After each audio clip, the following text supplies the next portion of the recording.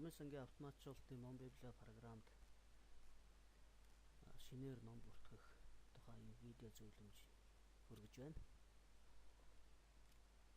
Програмд ном шинээр бүртгэхдээ нэгдүгээрт програмдаа нэвтэрч орсон байх ёстой. Нэвтэрч орсны дараа каталогжуулалт гэсэн энэ самбарыг сонгодог. Каталогжуулалт самбар сонгогдсны дараа зүүн талын хэсгээс шинэ ном зүйн баримт гэдэг энэ холбоосыг дарах юм аа. Ингэснээр ном бүртгэх үндсэн цонхноо нэгдэж байна. Бид энэ удаагийн видео хичээлийн жишээн дээр номын сангийн үндсэн ойлголтууд гэсэн нэртэй номыг ном библио програмд бүртгэх жишээ судлах юм аа. Материалын төрөл ном байна. Сан өмнөрг бол Монгол номын фонд гэдэгт орууллаа. 50%-ийн заалт нь 02 P163 электрон каталогт харуулна. Үндсэн гарчиг нь номын сангийн үндсэн ойлголтууд. Эндээс авч болно. Гарчигт хамааралтай мэдээ нь гарын авлага. Оролцогчд маань редактор Б Баяраа, их бэлтгэсэн Д Ихнасан гэдэг хүмүүсийг шивлээ. Толгой гарчигт зохиогчийн нэрийг бичээд овгийн эхний үсгийг хойно бичдэг. Тэгээд овгийн үсгийг товчилсан байгаа учраас ард нь цэг тавьж байгаа юм аа. Хайлтын түлхүүр өг.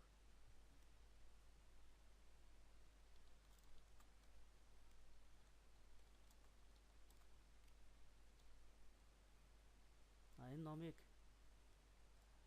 ямар үгээр хайвал илүү үр дүнтэй байх вэ гэсэн тэдгээр үгнүүдийг энэ дээр бичиж өгч болно.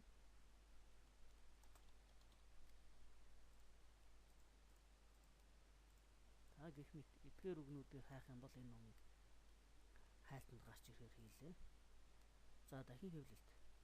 Ном хэд дэх удаага хэвлэгдсэн тухай мэдээллийг энэ дээр бичдэг. Хэрвээ энэ ном дээр энэ хэвлэлийн тухай мэдээлэл байхгүй бол хоос орхиод явж болно.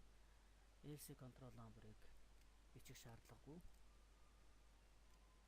ISBN-ийн дугаар нь номын ISBN-ийн дугаар нь ийм дугаартай байгаа. 978 999 78 25 469 гэсэн дугаартай ISBN авсан байна. Конгрессийн номын сангийн дугаар item number-ыг бол энэ дээр бичих шаардлагагүй. Хэрвээ Дьюга 10-ийн ангиллаар ангилдаг бол Дьюга 10-ийн ангиллалын дугаарыг энэ дээр бичнэ. Энэ тохиолдолд дахин хэвлэлтийн дугаарыг бичдэг. Гэхдээ Дьюга 10-ийн ангиллалын дахин хэвлэлтийн дугаарыг бичнэ. Хэвлэгдсэн газар Улаанбаатар хотод хэвлэсэн байна. Хэвлэлийн газар нь Амжилтын гарц гэдэг компанид хэвлэжээ.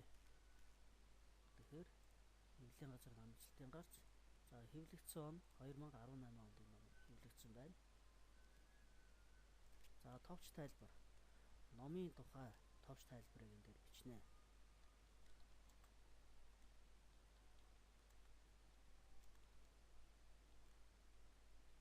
Нийт томьёо болно.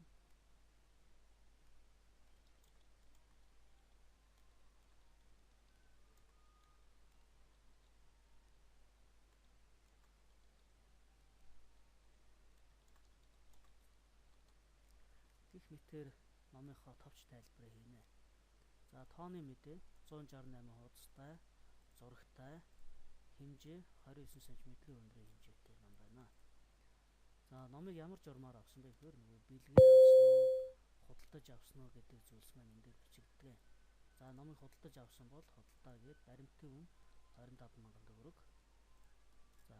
Дараагийн талбар бол хэл. Хэлийг бичихдээ монгол хэлтэй бол MN гэдэг үсэг тавина. Орос хэлээр бичигдсэн ном байвал РУ, англи хэлээр байвал N гэдэг. Бидний оруулж байгаа номын хувьд бол монгол ном учраас MN гэсэн хоёр үсгийг энэ талбарт оруулж өгнө. Хэрвээ танаа номын сан ном зүйн ангиллал хэрэгэлдэг бол энэ талбарыг заавал бүглэх шаардлагатай. Номын сан ном зүйн ангиллал 78-ийн 3 байна. 78-ийн 3 гэсэн талбарыг бөглөөд бүртгэх гэсэн товчийг дарна.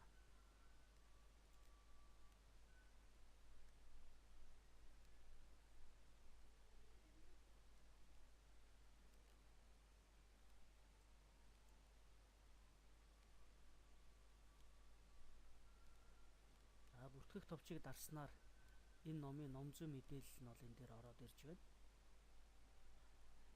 Ном зүй мэдээлэл нь энд байж байгаа учраас одоо танаа номын санд хэдэн ширхэг байгаа, ямар дансны дугаартай вэ гэдэг энэ мэдээллийг оруулах юм. Өөрөөр хэлбэл баркодыг үүсгэнэ. Ингээхийн тулд шинэ хуулбар нэмэх гэсэн энэ холбоосын тусламжтайгаар үүсгдэг.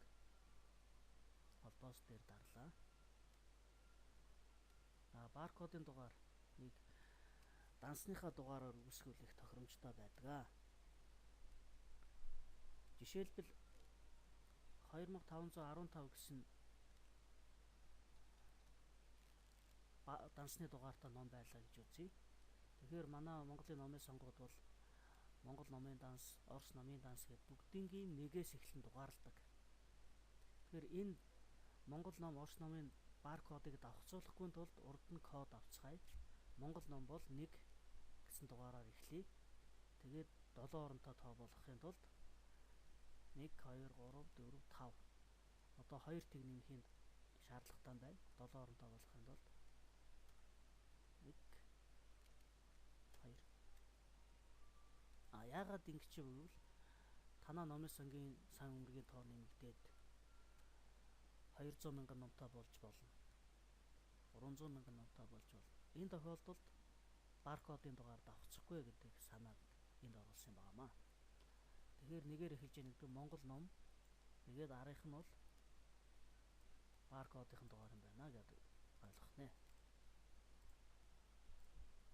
Тэгээд нэгдсэн бүртгэлийн дугаар нь жишээлбэл энэ номыг 2018 онд авсан юмаа гэж үзвэл оноо эхэлж бичээд 18 оны 3 дахь удаагийн худалдаа авалтаар энэ номыг авчээ гэдэг үзвэл нэгдсэн бүртгэлийнхээ дугаарыг оруулаад бүртгэх товчийг дарнаа.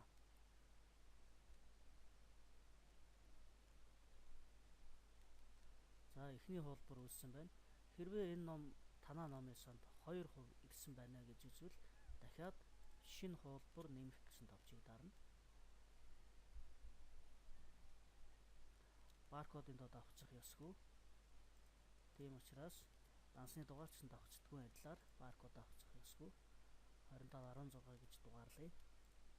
Тэгээд нэг баримтаар ирсэн бол өмнөх баримттай адилхан дугаар өгөөд бүртгэх товчийг дарнаа.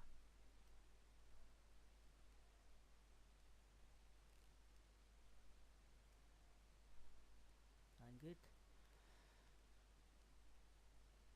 номын сангийн үндсэн ойлголтууд гэдэг ном бол манай номын санд 2 ширхэг байна гэдэг нь эндээс харагдаж байна. Одоо энэ номыг хайгаад үзцгээе.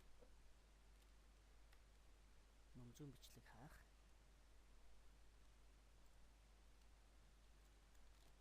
Номын сангийн үндсэн ойлголт гэсэн үгээр хаяа. Энэ ном бол хайлтанд ороод ирсэн байна. Энэ мэтчлэнгээр